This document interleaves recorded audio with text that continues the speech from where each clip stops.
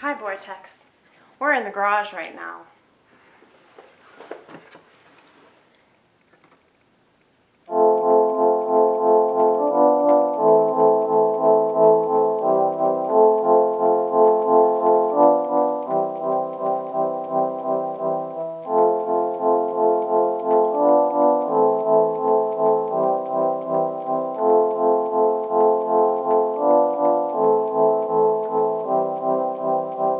Sometimes I ask God, how can you put up with all of this? And he says to me, very calmly, Amy, I got a plan. Now calm your ass.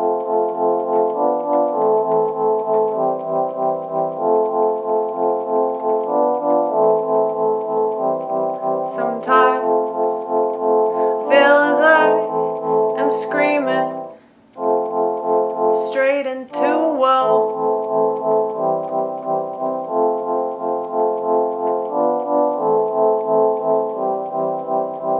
And I bet anyone can tell that I'm not a conventional person. Praise God, praise God. I don't have to do what they do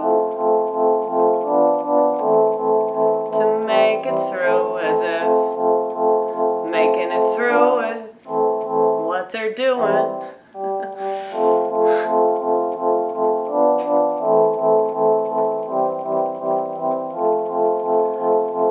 God threw me into this world, and he said, let's watch what happens. But I'm so lucky that I can exist in this tiny little cubby.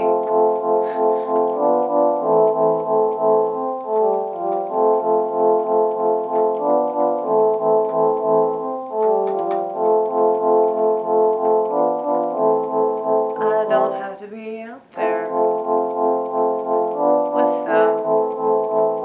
This used to bother me until I realized that what they got going for them really ain't that great anyway. It's not as if they appreciate it. I appreciate it from a distance. I appreciate everything.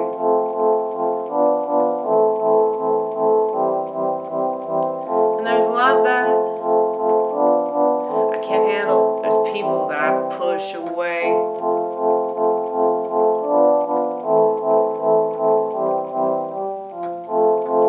Cause this little space, yeah, this little place that I got is where I remain.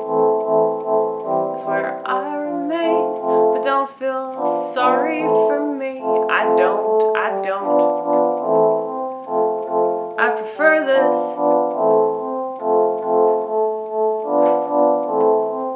It's fantastic.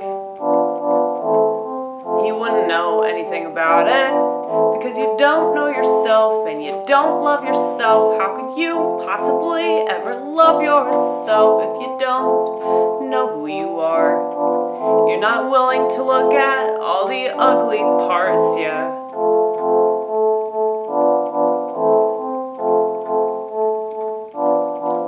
You're not willing to spend good quality time with you. Then how could you possibly know that what you do is what you really want to? You see, I know my place in the world, and I know why I'm over here.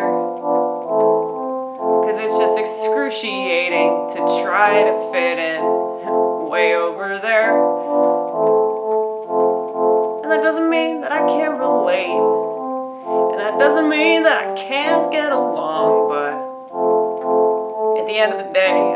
over here just singing my song.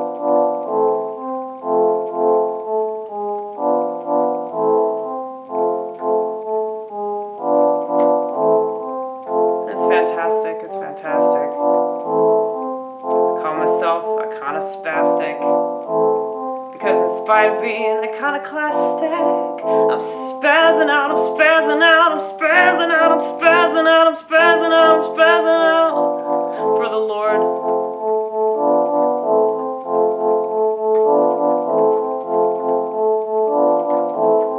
And if you're not constantly being asked if you're on mushrooms or LSD or some other really potent hallucinogen, then you just don't understand the kingdom.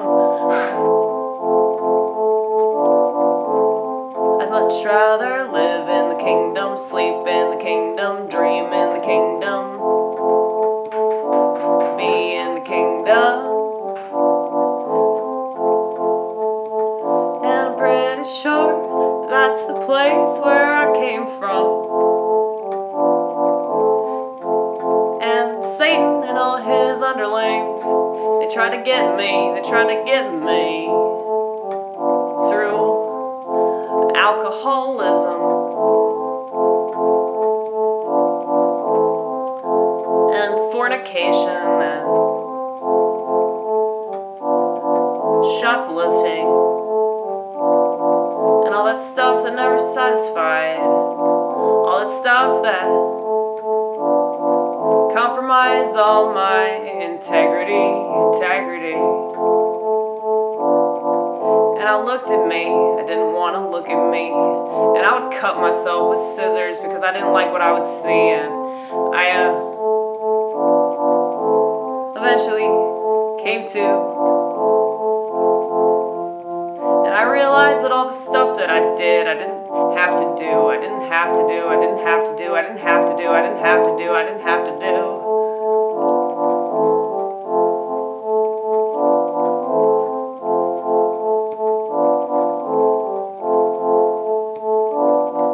I don't think anybody will appreciate what I do. Like, I think what I do, like, I'm not saying you don't. Whoever's in the vortex watching, you obviously appreciate it. But I'm saying that I'm too obscure to,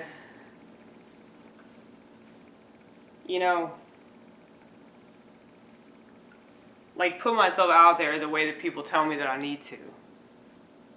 I just hate it, man. I want to get this out, but at the same time, it's like, I'm so unconventional that I can't imagine, like, being any good at that conventional shit. It's like, I tried Facebook. I tried Instagram. I even tried Gab.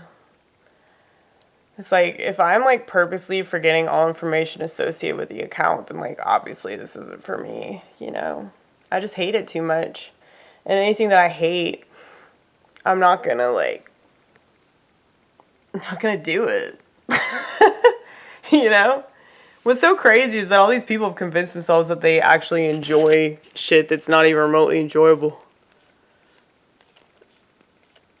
It's just that everybody does it, so they think that they have to do it, or they think that, like, it's part of life. This isn't life, dude. Like, taking pictures and, like, giving a thumbs up or a thumbs down. Like, it's not life, man. God, I feel high just, like, looking at these lights. It's crazy.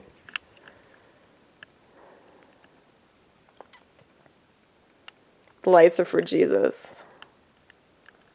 I'm kidding. Like, they were already there before I became a Christian, but I'm just going to say that they're for him. I kind of want to get some more lights and attach them to those lights and, like, have them all the way around this garage. That was my original intention, but I started slacking,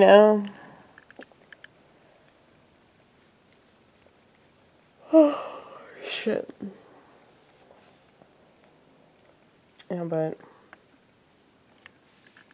would you love that? It's Dave.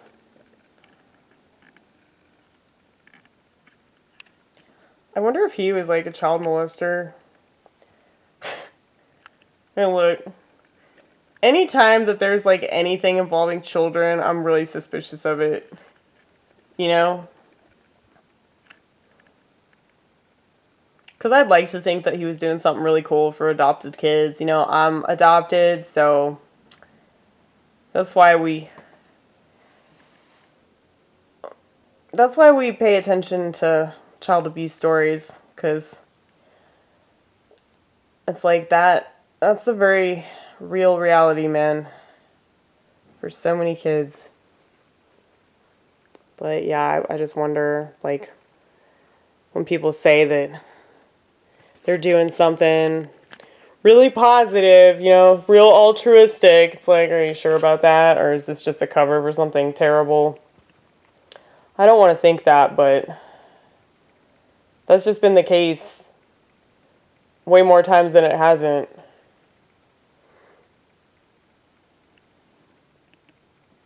Because it's a foundation, I believe. It's like a foundation for adoption. Like, foundation is like a dirty word. If it's any kind of children's foundation, just know that trafficking is involved in that shit.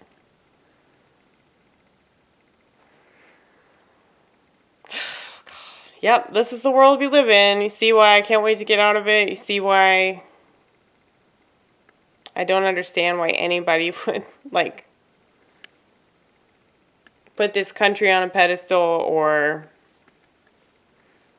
uphold, like, Western civilization is like, oh yeah, we're so good. It's like, this has been going on forever, but people don't care until it's, like, right in their face, and even then, it's like, well, what are we gonna do about it? A lot of the time, that's what people say. We could kill those people. Here's the thing, like, prisoners will just kill a child molester.